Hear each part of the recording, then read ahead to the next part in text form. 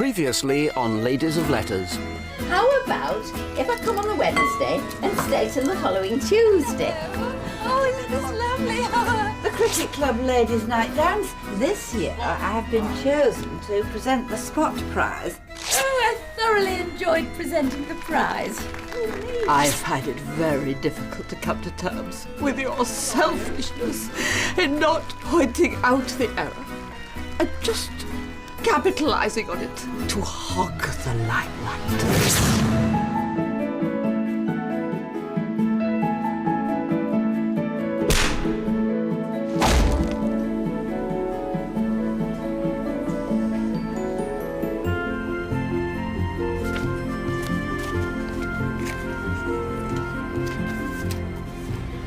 My dear Irene, I nearly wept when I read your last blood-stained letter.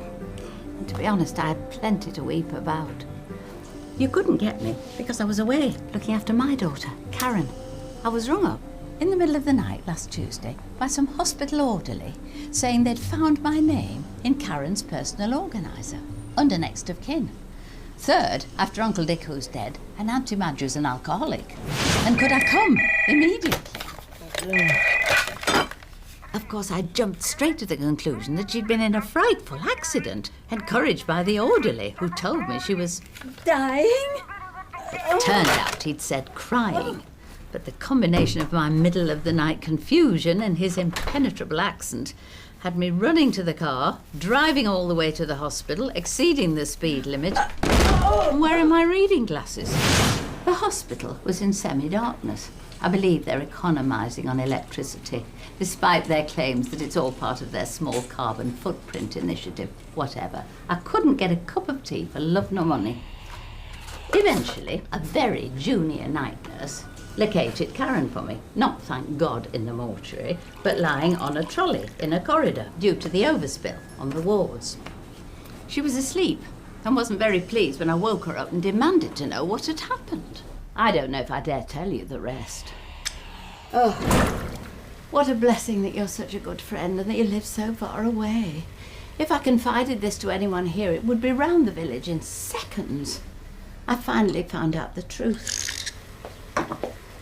Karen is pregnant. I had to stop and have something stiff. I must be in shock. Karen, of course, didn't tell me. The ward sister did when she came on duty the next morning. She explained that Karen had been rushed to hospital with a suspected miscarriage. And they'd needed to give her a blood transfusion, and as they didn't have any handy, they'd phoned the next of kin, me, to see if I could donate some. I was rolling up my sleeve when she said not to worry, they'd found some, frozen, in the canteen fridge. Oh, I can't describe to you my horror, rage, despair, etc. I had no idea. As you know, Karen has been estranged from her husband for over 2 years now. Oh. I mean, they have met on occasion, but only with the solicitor present, so unless they made use of his office cupboard, there's no way it could be Kevin's. Well, I tried to be supportive, so I sat with her until she came to. And when she woke up, her first question was whether she'd lost the baby. I said, no, dear, you'll just have to grin and bear it. And she told me not to be so F-word stupid. She wanted the baby, desperately. A lot more than I'd wanted her. Well, I'm afraid I lost my temper. I shouted at her. I don't know what I said. Years of pent-up frustration came out.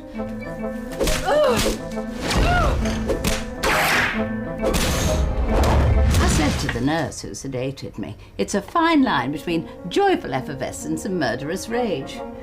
And Karen just stared at me and suggested I made use of my hospital trip to visit a psychiatrist. Oh, the awful things one does in the heat of the moment. And then yesterday the sister said they needed a bed and could I take her home? And that's where we've been ever since. I'm so wrapped up in my own anguish and misery. I've got nothing left over for other people. I can't face going out of doors. I wouldn't trust myself to drive, and I certainly couldn't stand the strain of travelling on public transport. You're welcome to come here, my dear. And I'll do my best to cheer you. But I feel I must warn you to be prepared for a sorry, wrung-out dishcloth. Yours as ever, Vera. The journey back from you was one of the worst in living memory. I had to stand all the way to Crowick, while businessmen had seats paid for by their companies for tax relief. I've torn up my senior rail card and sent half to the Department of Transport and half to 10 Downing Street, demanding a refund and reminding them that although I never voted them in, I would definitely be voting them out. I feel quite militant after all my talks with Karen, and I'm sure that I shall be writing more letters of a complaining nature in the future. I do hope that you kept your spirits up after I left. And I'm quite sure that once you see your grandchild, you'll just know how wrong you were to be upset about it coming. A baby of your very own, without the usual messy and inconvenient way of getting one. I enclose a card for Karen for you to forward on, just in case. I don't know how long she's staying with you. It is sealed, but there's no mystery. It's just a nice get well and congratulations combined. Remember what I said about Christmas, will you? And look at these holiday brochures. If we go early and come back early, we'll be in plenty of time in case Karen needs us. Needs you. And never mind about those gaga holidays either. I don't want to be stuck with a load of old people. Kindest regards, your friend, Irene. My dear Karen, if I had a daughter like you, I would count myself as truly blessed. I can't think what your mother finds to complain about. Try to be kind to her, dear. Our generation had different ideas about things, and not all of us have managed to adapt our way of thinking as yet. Now, I've thought over your little problem quite a bit.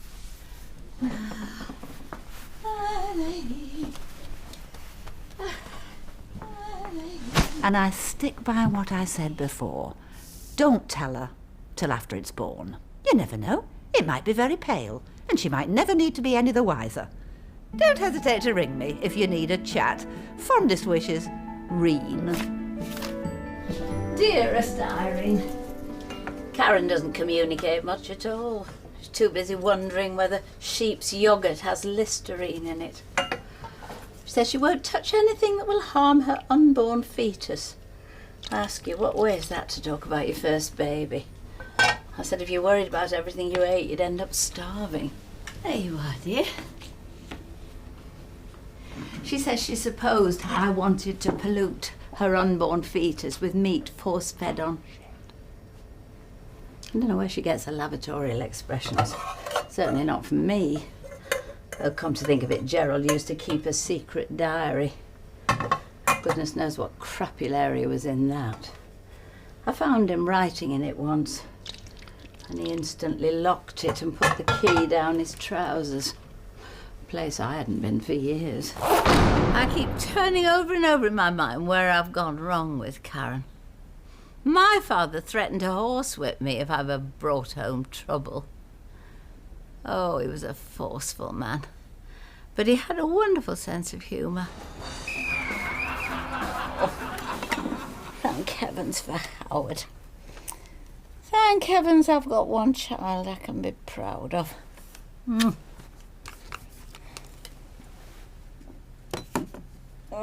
I'm enclosing a note from Karen, which has just arrived here. I must remember to pass on your address. I'll close now. I think I've got a migraine coming on. I've been too depressed to go to the travel agent. Yours, Vera.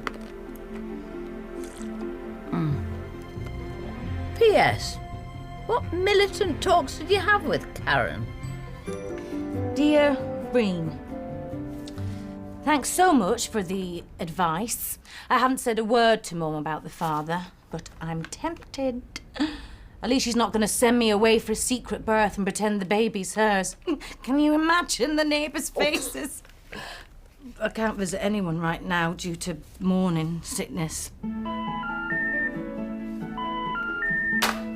Cheers, Karen. Dear Vera, just a brief note to see whether you got the Caribbean holiday brochures I sent you.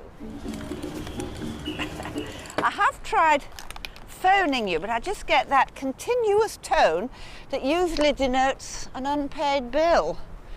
I am very busy here organising a bring and buy and 24-hour non-stop keep fit-a-thon against the proposed siting of a nuclear dump under the golf links at Grosthorpe. Feelings are running very high here in Heather Green and surrounding districts, and we must all pull our weight. Arthur Snushaw has just been round with plans for a sponsored pub crawl and was most insistent that I give him your address. I presume you don't mind? Well, I must fly now, as I've got a brunch time meeting with the Reverend Bruce to discuss tombola strategy.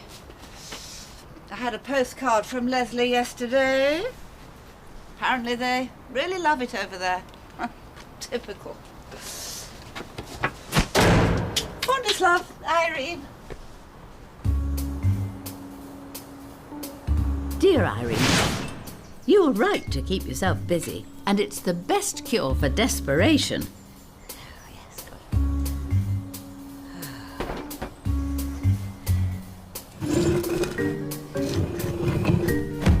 I have scoured the house from top to bottom and finally tackled Gerald's cupboard, which I haven't been able to touch since he died.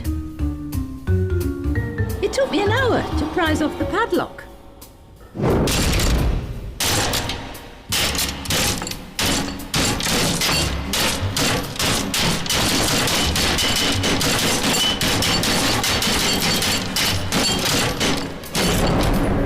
And then I wished I'd left well alone. I found some things of a deeply distressing nature, of which I will only say that I now see where Karen gets her depraved behaviour. Now, Howard's invitation to visit the Derby Dales came just in the nick of time, and I'm off there for the weekend. Oh, he's such a dear. Sweet, kind, generous, sensitive. Well, of course, he favours my side of the family. Oh, I shall take your brochures to pore over at leisure. Not. I've opened a couple, but somehow the sight of all those pineapples just makes me feel bilious. Oh, coming! Have a few for me on your pub crawl. All the best, Vera. P.S. My phone has been off the hook because I've been getting nuisance calls. My poor dear Vera. Oh, I'm writing post-haste to simply say, confide in me. I had a very, very similar experience when I was going through Clive's effects. Write to me and just tell me everything with warmest wishes and sincere sympathy. Irene. Dear Irene, Howard has assured me that what I found was no more than Gerald's Masonic regalia.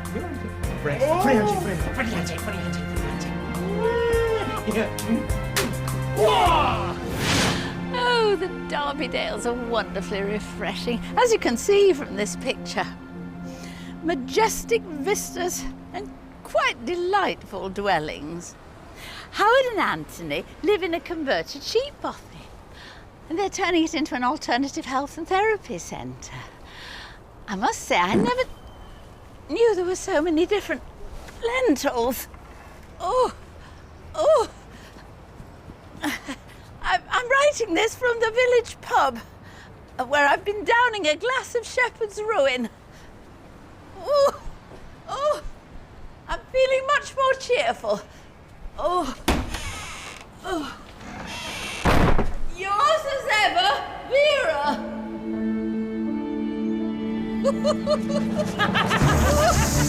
Oh, what a happiness! going to stay. I tell you, shopping was never such fun. Ooh. She's such a lovely girl. Honestly, I don't know why you two don't click better. And I hope you're over having the hump with us now, because I didn't know she was going to visit, and I don't think she did till she was halfway up the motorway. As it happened, when you rang, oh, she's out for the count. When you rang, she was just giving me a foot massage, actually.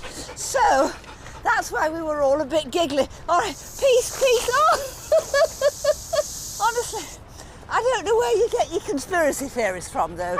Karen thinks you've been watching far too many episodes of Hollyoaks. I'm really writing to find out your views on the Caribbean holiday. If we don't book soon, we'll be bitterly disappointed and end up going somewhere we don't like with no bathroom facilities. Karen says that St. Kitts is particularly nice, or so a very close friend of hers has told her.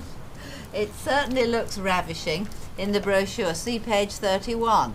I like the look of Harry's hideaway. What an imaginative use of bananas.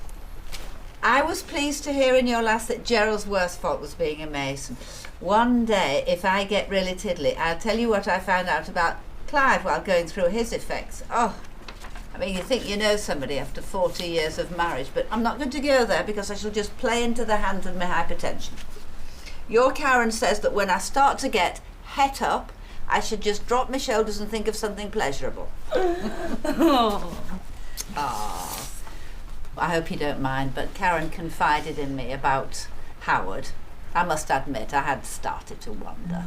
And I think you are marvellous just to accept it so naturally. I talked it over with Reverend Bruce from a religious point of view, but he was very non-committal. According to him, you can argue it both ways, depending on which biblical text you choose as your reference. And then I suppose when you're looking to have your own parish in the near future, you have to be very circumspect about controversy. What is the blitherum woman talking about? It seems strange to me that you can forgive Howard for the way he is, but you can't seem to come to terms with Karen. I mean, God, any girl can make a mistake and find herself happy eventing, but Howard must be sinning on a nightly basis. The way he is? Sinning on a nightly basis? Oh, really, Irene, you're so judgmental. Do you think it's because he's a boy? I mean, I was always very grateful I didn't have a son. I think I would have spoilt him rotten. Arthur Snushaw has just nipped in and was asking after you. You obviously made a big impact on him at Ladies' Night. He was most insistent that I send you his warmest regards. Oh, I say. And wonders when you'll be coming to stay again. Of course, you know, I'm sure, that he's very happily married. Oh. The house feels very empty without your Karen. I'm starting to get wanderlust again. If you're still feeling bilious, I could come over and look after you if you like. I'm not doing anything next week, or the week after. Oh, not the week after that, though, because that's when the bulldozers come in. And we've got a sit-in on the 18th tee. The committee, which has been infiltrated by a younger crowd, are split about whether we should go for a green theme or demonstrate in beachwear. Despite my avid protestations, they have compromised on both. So I haven't got a clue what to wear now. Oh, do make up your mind soon about our holidays. Warmest regards, Irene. Dear Irene.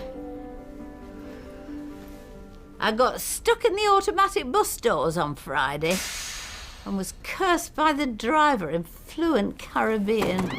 I've quite gone off it for a holiday. Perhaps you should take Karen instead, as you seem to get on so well with her. She's always known a soft touch when she saw one. And as for your obscure remarks about Howard, they're both puzzling and hurtful. I've always known Karen was deeply jealous of her brother. It started when they were children. Well, he was blonde and pretty, and she wasn't. But I'd no idea she went round fabricating stories about him. What on earth is she suggesting? Personally, I can't see a thing wrong with the way he is. Vegetarianism has become all the vogue. This week I've done several wonderful things with a colleague. And if you consider a few pints of local brew after a hard day's colonic irrigation sinning on a nightly basis, then you're even more narrow-minded than I thought. Narrow-minded than I thought. I'm afraid it's not convenient for you to visit at the moment, as I've invited Audrey Roscoe. Audrey Roscoe? She's such good company, always up for a gossip and a giggle. I must tell you what she said about Clive sometime. Good luck with the sit-in. I should wear that bathing costume you bought last summer. I know you said at the time that a J-Lo tankini in luminous lime spandex was hardly suitable. For a woman of your years, or backside. But I love it on you. It should be just right to frighten the bulldozers. Bulldozers? Oh. Yours, Vera. Right. Oh, P.S. I've discovered it's Arthur Snushall who's been making the nuisance calls. Well, if his wife thinks she's happily married, I can only say, poor cow. It's for the pain.